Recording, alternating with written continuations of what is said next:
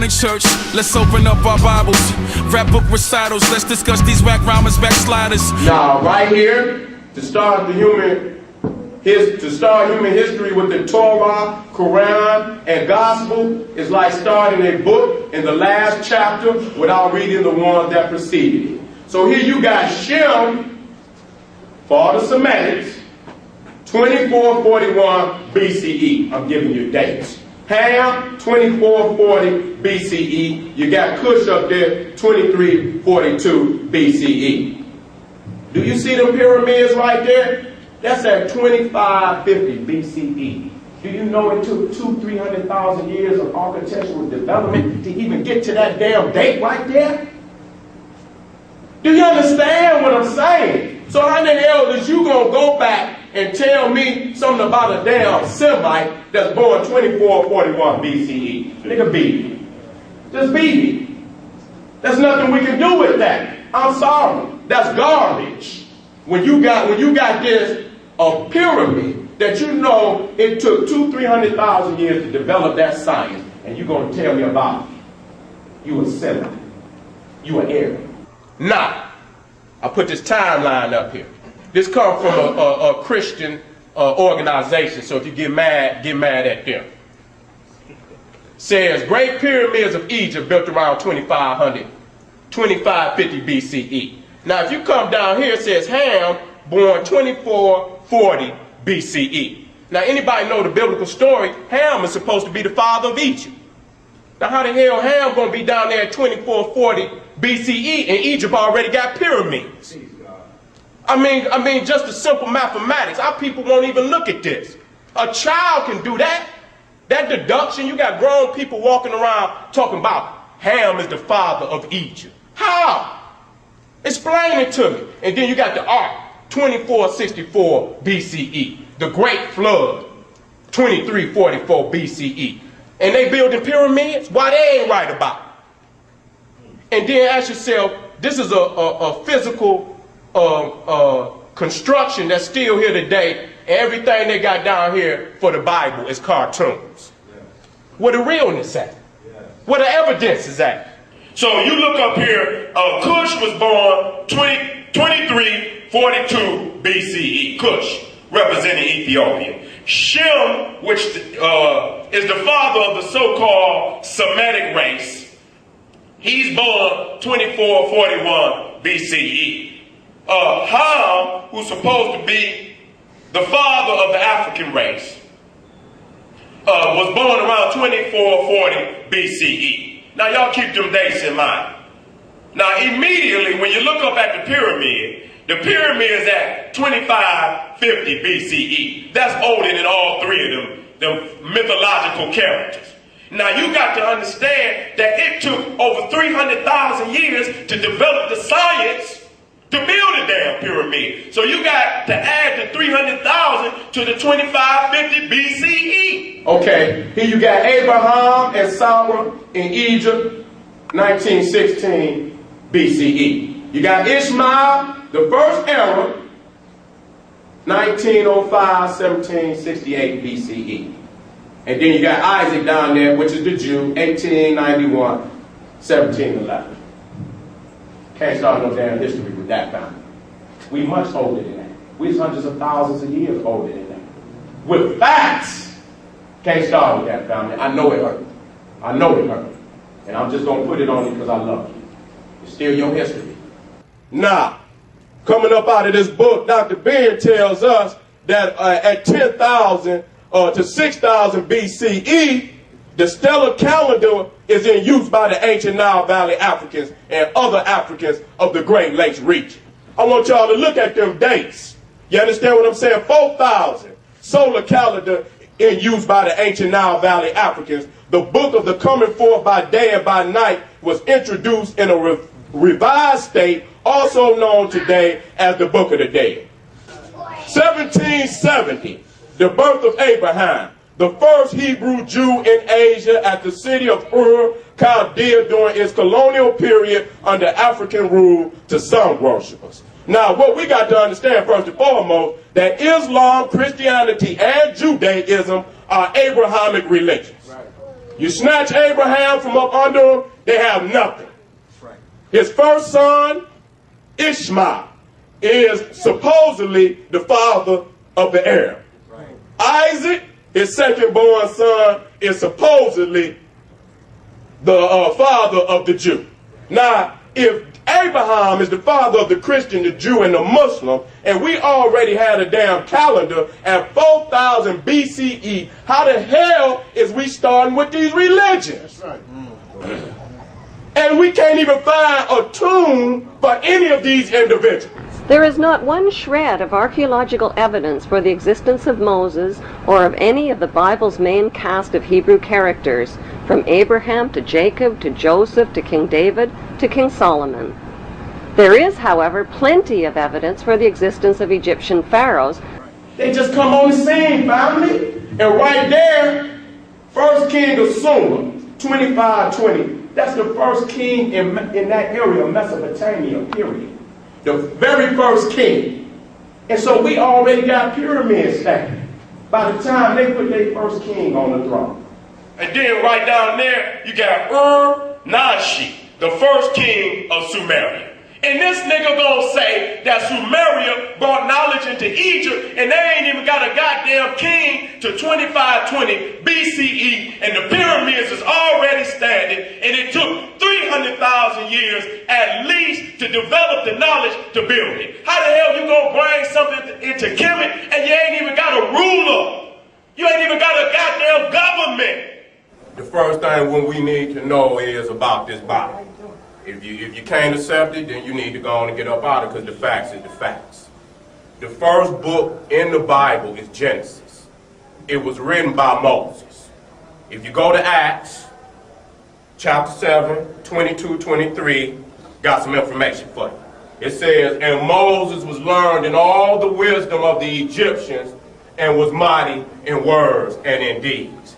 And when he was a full 40 years old, 40, okay, it came into his heart to visit his brethren, the children of Israel. Number one, ask your reverend, your preacher, what this education he got. Okay? You ain't gonna do it, and he ain't gonna give you no damn answers. Because if he give you some answers on what the education was that the man got, then you can put it side by side with the information in the Bible and show that the information coming out of Egypt was much older. Okay? Now, one of the most profound images in Egypt that a lot of people show is of Aset and Haru. Okay? Now, that's all over Kemet. That's all over Nubia. That's all over Ethiopia. But you want to say that Yahweh handed Moses some tablets, and one of the commandments was honor thy mother and honor thy father. When we got the woman, we didn't deal. Not only have we honored our mother, we didn't deified our mother. And it's easy to be seen. It's easy to be seen. Now, once you know that Moses wrote the first 5 books of the Bible, for argument's sake. Abraham. Nobody even spoke of Abraham until Moses. Nobody even spoke of a Joseph, a Adam, or an Eve to Moses. Period. So if he was learned in all of the wisdom of the Egyptian that existed before he wrote this book, we want to know what he learned. So we can put it side by side and see what he took. Because we ain't building no goddamn pyramid, and we ain't came up with these little baby ass, honor thy mother and thy father. These motherfuckers building pyramids. Get the fuck out of here, man. They way past, they got goddesses on the wall, family.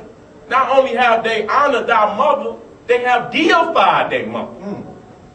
See, you got to, you know what I'm saying? You got to look, you got to be, that's quick mathematics. You got to be thinking in your mind. You understand what I'm saying? So right here, we see Ham. Now when we deal with Ham, those are the 3 sons of Noah.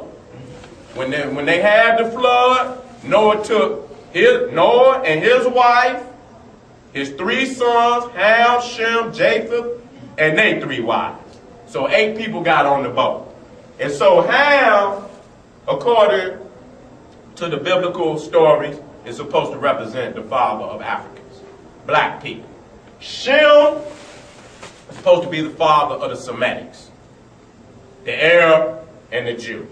And then you got Japheth, which is supposed to represent the Gentiles, the white people. Now, as you can see, you got Cush, you got Mizraim, which is representative of Egypt. See, they put all these fake ass names on. And again, you get turned off because you don't know what the Mizraim is. Egypt. Ain't no damn Mizraim. What the hell is Mizraim? That's some damn motherfucker train. And so they hide your knowledge behind all these words that you can't understand. And that's why I keep it raw. I don't try to hide and put no big ass words up there. Cush is Ethiopia. Okay, if you go into Genesis 2, starting at Genesis 2, verse 10, and it says, "And a river went out of Eden to water the garden, and from thence it was parted and became unto 4 heads. The name of the first is Pison, that is which compassed the whole land of Havilah, where there is gold." I'm going to go down. And the gold of that land is good. There's bdellium and the onyx stone. And the name of the second river is Gihon. The same is that compasseth the whole land of Ethiopia. This is the Garden of Eden. And then it goes on to say, and the name of the third river, Hiddekel, that is which goeth towards the east of Assyria, and the fourth river is the Euphrates. So a lot of people say it came out of Mesopotamia. But according to Genesis, it came out of Africa first, and then it went into Mesopotamia. It came up out of Africa. So Cush is Ethiopia, Mizraim is Egypt. You got Havilah over here, and if you go to Genesis 10,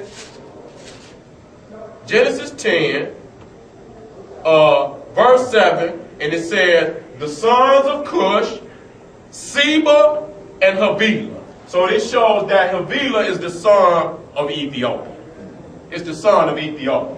So all of this was African. This is what started this. And even you look over here, Shinar, and you see Heth and Hamatha right up here. All of that shows you to the extent where the Africans had took. Now this is according to the Bible. But from the knowledge that we have studied up under our elder scholars, man, listen here, the Egyptians had taken over all of this shit. None of this even exists. This is just according to the Bible. This is biblical mythology.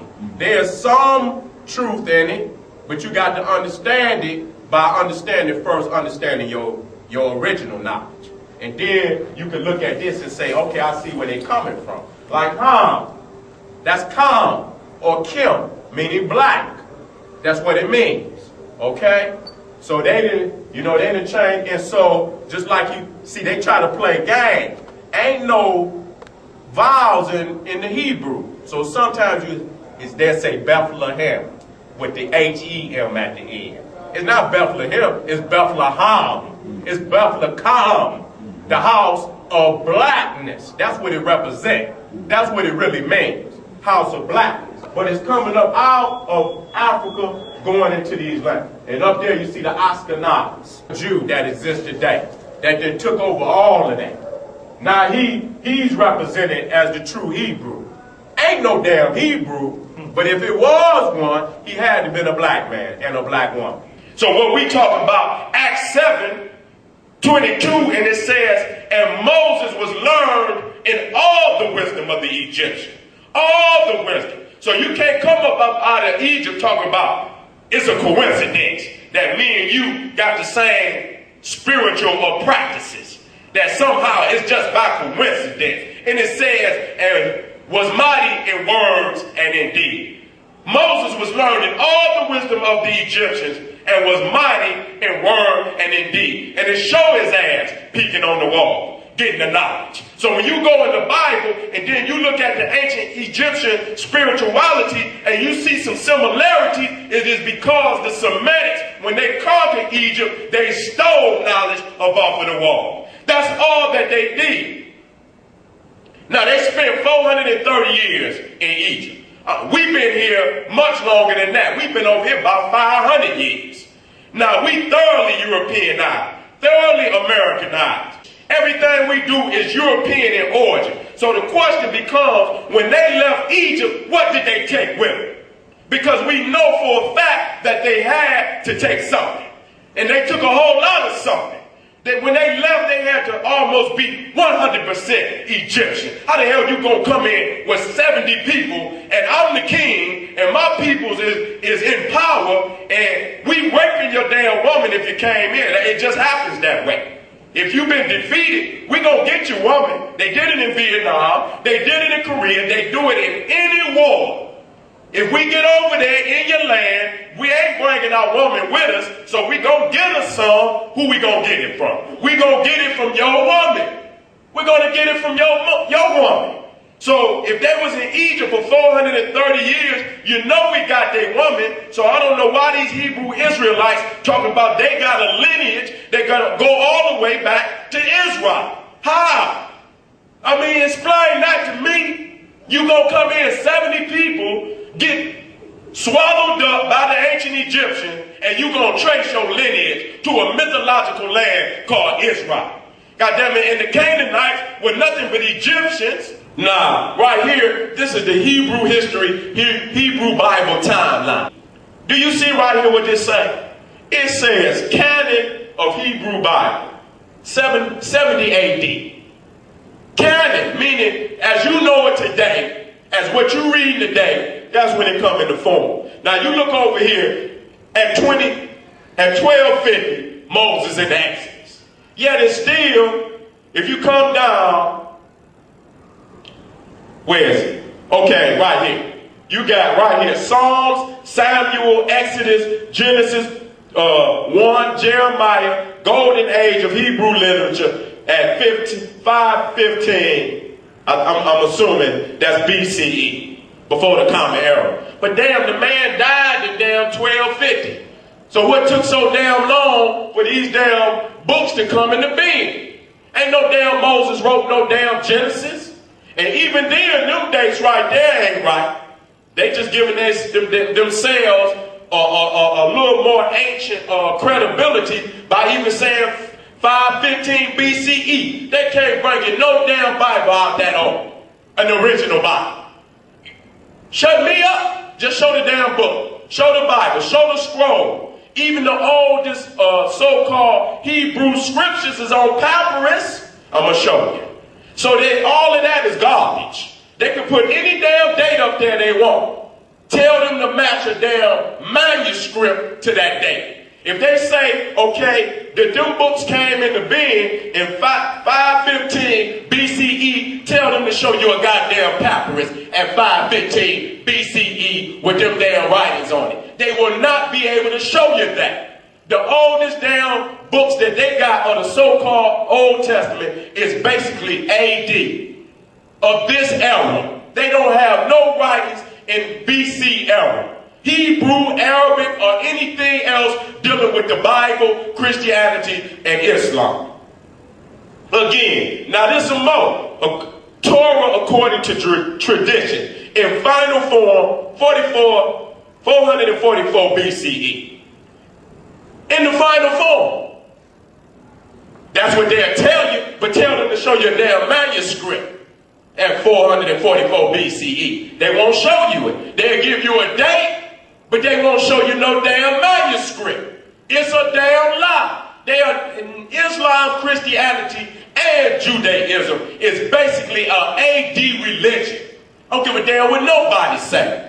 If they can't show you no damn documents that go back to them dates, how the hell you know it's a BC religion? Unless you can, the Egyptians can kindly show you all the papyruses. The papyrus of Hunefer, the papyrus of Ani, the Ebers papyrus, the Edward Smith papyrus. All of these papyrus is still in existence, and you can date papyrus because it was a living thing. So you can date it. You can carbon date it based on DNA carbon. You can date it. They ain't got it. They can't show it to you. The Jewish Encyclopedia states that those who regard the Joseph stories as historical generally hold that the Pharaoh by whom Joseph was made the practical ruler of Egypt was one of the Hyksos kings. He was not an African. So everybody talking about somebody made Joseph prime minister. That goddamn ain't even knows Joseph ever existed. That's a damn story to co-opt our history so they can steal Egypt from our people. Ain't no Joseph, no Moses, no Abraham. All of those are fictional characters. No tune for them. There is not one shred of archaeological evidence for the existence of Moses or of any of the Bible's main cast of Hebrew characters, from Abraham to Jacob to Joseph to King David to King Solomon. There is, however, plenty of evidence for the existence of Egyptian pharaohs.